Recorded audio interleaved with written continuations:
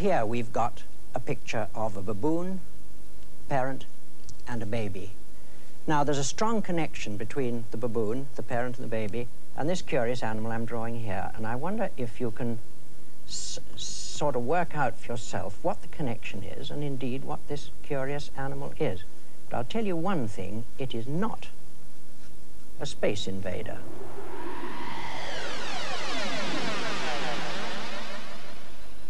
No, it's all right. We're back to Earth again. Now, this breaking wave should give you a clue, because the animal I'm drawing is the larva of a very common animal, a crab. And it's an example of parenthood because it's probably the most successful example of dereliction of duty you could possibly imagine. The crab discharges into the ocean millions of eggs to become part of the larvae, and they hatch into a little zoea like this, which is drifting about all over the oceans, developing slowly, passing into the next stage, and each time becoming just a little bit more like a crab, but totally out of touch with its parents. There's the megalopa stage, definitely a little bit more like a crab, eyes still big and a long tail sticking out behind, but still quite a long way to go before it reaches the crab we know. But not all crabs are quite like this. Some take a certain amount of parental care. This shore crab in Trinidad demonstrates this. Under its tail, its eggs have hatched, and the tiny baby crabs, like miniature replicas of itself, are there crawling about, close to the parent and completely safe.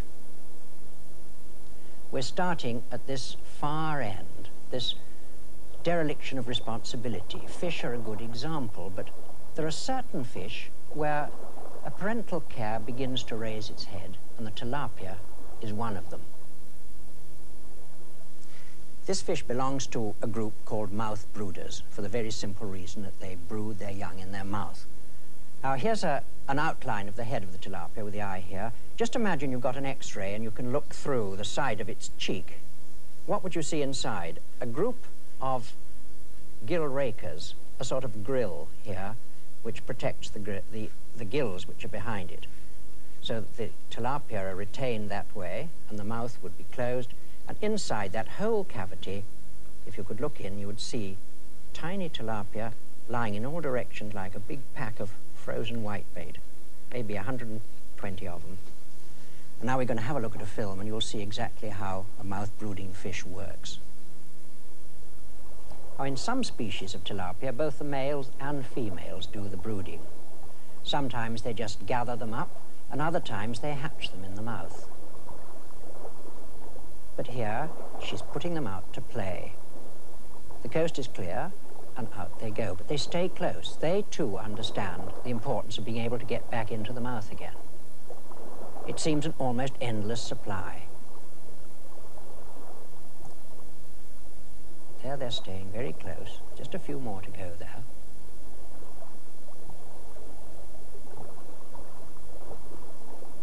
And in they go. They're all hoovered up because danger is threatened. And there they'll stay until they're let out again. But we've got here 10,000 individuals to look at. Worker bees in a hive.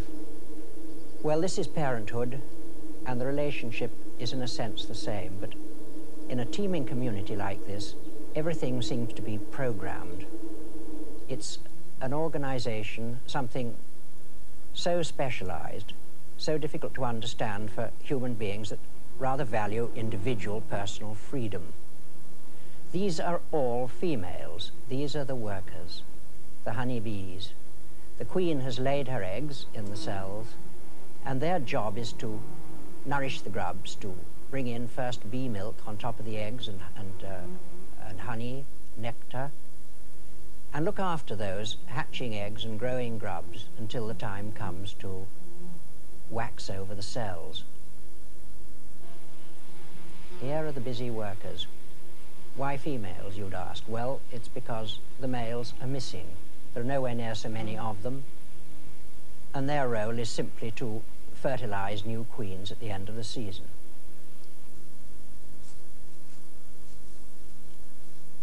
This is probably the most extraordinary bird nesting situation you could possibly imagine.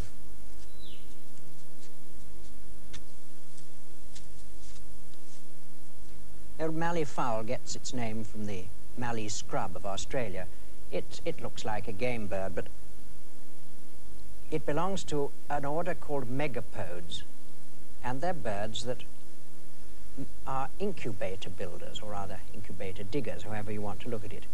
First of all, they'll dig out a hole in the ground like that, and then they'll make a big pile of compost, just a compost heap like we'd make in the garden, and then they wait for the rain. And as soon as that's wet, and not before, they'll cover it over with a dome of sand, which could be as much as 5 feet high and stretch 15 feet across.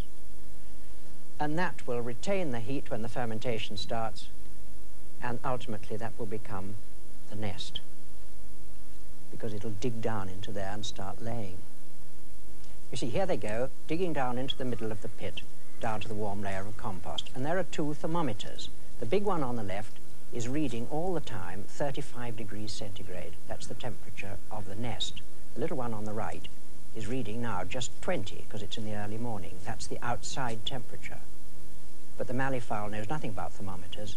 He uses his tongue, and that tells him that the temperature's about right. If it's not right, he adjusts it with sand. Now look what's happened. The outside temperature is very, very hot indeed. 45, too hot to touch. But the inside was absolutely right. So they've got there. They're ready to lay an egg. And that'll be the very next step. As soon as that egg is laid, the sand goes on it. And this juggling will continue all the time, digging off sand, putting sand back on again, checking with the tongue and making sure that the temperature is right for 8 weeks, which is the incubation period. And after that, without the parents even knowing about it, in spite of all that fuss, a baby will hatch, a remarkable little baby that's fully fledged, fully able to run, and is the only baby we know that can actually fly off on the day it was hatched, and it'll go up and roost in a tree.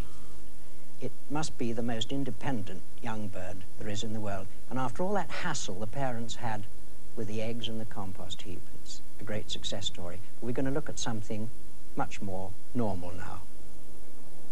Now, these are eider ducks. They're nidifugus birds. They're therefore feathered and active as soon as they hatch, but they certainly would never fly on their first day like the mallee fowl chick. And there's Mum. Very quickly they're out and they're about, but walking, not flying. But their whole lifestyle and parenthood pattern is typical of by far the biggest majority of birds. Eiders are perhaps a little bit more communal than most. Here the females don't seem to mind going around in a little bit of a troop, each with their own brood. A lot of them are definite loners and like to take their young off on their own. But the female eiders take their babies down the ditch towards the sea. The drakes are notoriously absent. The females, the ducks, are the ones that do it all. You see what a closely knit little community it is. Each duck has got her own. If one straggles off, they wait for it and get it to catch up. And then they stay together in close little rafts on the water. The female very definitely keeping tabs on each one. And they keeping very close tabs on their mum. But now this is a different kind of bird. These birds are nidicolous, wood pigeons. They're helpless for a long time. There's an addled egg under that one. But as this young squab grows, nourished by pigeon milk, a curious diet that all pigeons are given, which comes from the crop of the mother bird and is very much like mammalian milk. It grows bigger and bigger and bigger, and will soon be able to fly, but it's under parental care right up to the moment it goes. But when it comes to carrying babies around, you can't help thinking of a kangaroo. It's the obvious. Now that's quite a big joey. The babies are always joeys, and they'll be carried around in the pouch for certainly the first 5 months of their lives. By that time, it must be quite a strain for the mum.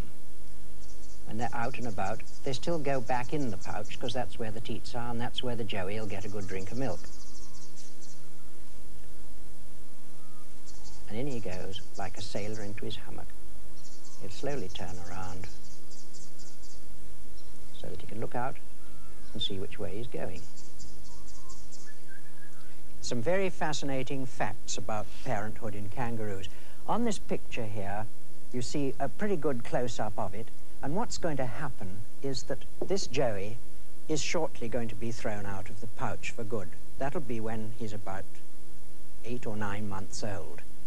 That'll be enough, and out he'll go to fend for himself. Immediately that happens, a hormonal change will take place in the mother. The pouch will begin to contract, and within about 10 days, a little baby, a tiny one that's all ready to come and just waiting for this one to get out of the pouch, will emerge, and it will claw its way up the body fur, all the way up, and hop in to the pouch, which is already beginning to recede. And it'll climb its way up inside. She'll have cleaned out the pouch already, and it'll latch onto the teat. Now, a kangaroo's got 4 teats, and they work on alternate sides, so that this big joey will have been using a couple, say, on the right-hand side, and they'll be very well developed. They'll begin to contract too, and the other one will go straight onto the small one and start. And she will immediately become pregnant again and start the whole process again, so that she's always got one joey on the way all the time. And there they are. The joey getting now so heavy, there's precious little ground clearance between the mother's legs. At this stage, if danger really threatened, if it had to happen, the mother would be quite prepared to abandon the baby to make her own escape. It's a curious little facet of parenthood, this, but she knows she's got, as it were, another shot in the locker, and she's thinking of the future of kangaroos rather than her own particular joey. But the joey itself at this age would probably make a good escape on his own. This is a baby Thompson's gazelle, one of these animals that are literally born on the run. They're able to get up and walk almost immediately. This one's still remains the placenta on it. Lying there, hiding in the grass on the Serengeti plain, and mother, being a Thompson's gazelle, always flicking her tail the whole time. A little bit wobbly like Bambi, but nonetheless surprisingly independent at a very, very early age indeed. Now, when a baby giraffe is born, its first introduction to the world is to fall from a height of 6 feet, bang onto the ground. But they seem to be pretty resilient, and they're quite big. They're about 160 pounds at birth, and although he's fallen over again, he's 6 feet tall. Only giraffes and okapis are actually born with horns, but they're rather soft little horns. They take a little while to develop. Very tenderly licked by mother.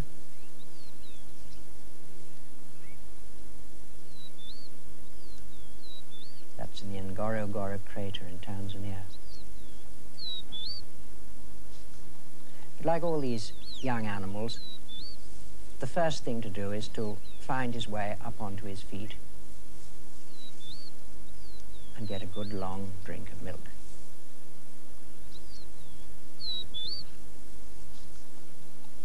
Giraffe milk is 5 times as rich as cow's milk, so they do grow at a great rate.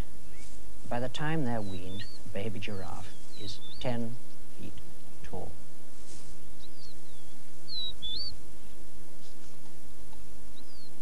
Extraordinary things to draw. They're all neck, legs, hocks, joints, everything else. Here we've got mum, and we'll have the little calf in underneath here. That's strange. Neck. The curve on it. The young one seemed to be even more full of joints than the oldies.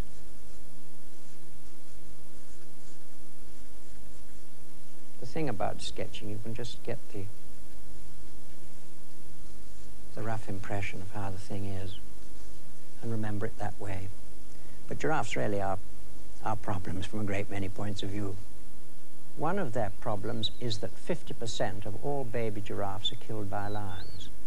But they found a way of getting over this. They form a creche. Now, lions are notoriously lazy animals. They generally kill in the early mornings and in the evenings.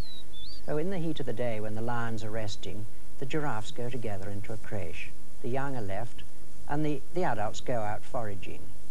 Then at about 3:30 or 4 o'clock in the afternoon, they'll rejoin the young, collect their own offspring, and move away. And in some ways, an elephant community is not all that different. There's a family spirit which human beings can readily understand. With elephants, though, it's a matriarchal society. And being a matriarchal society, the tiny totos, the babies, are loved by everybody and hold court to everybody. Everyone gives way and makes allowances for these tiny little totos.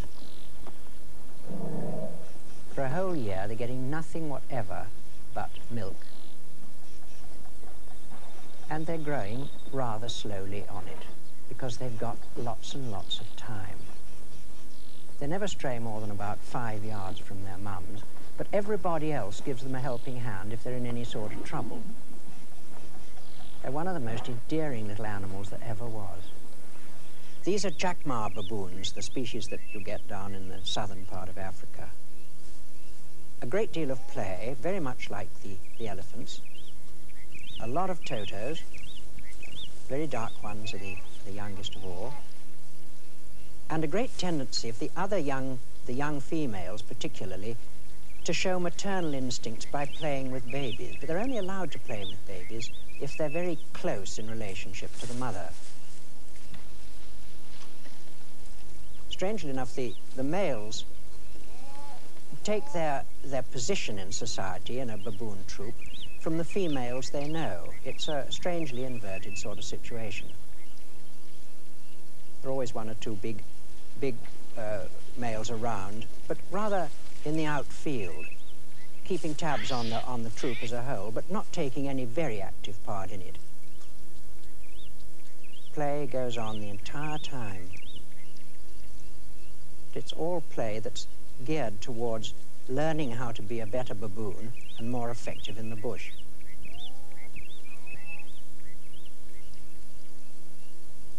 This kind of jockey riding starts at about 2 weeks old. It takes two forms. Sometimes they go along pillion fashion, and other times they go in a sort of derby winner style.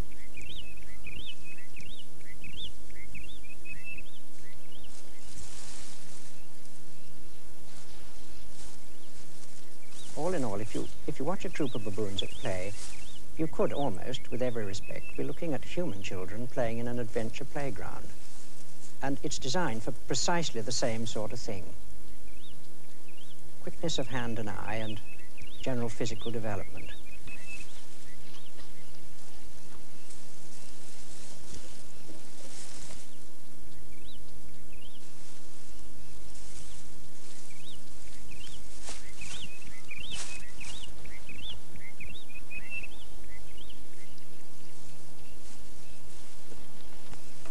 Yes, it's not surprising, really. We're watching primates, and we are ourselves primates. It's as simple as that. This behavior pattern, this generation gap, is closest to our own. So there it is. The baboons have come a very long way from the crab larvae drifting free in the ocean.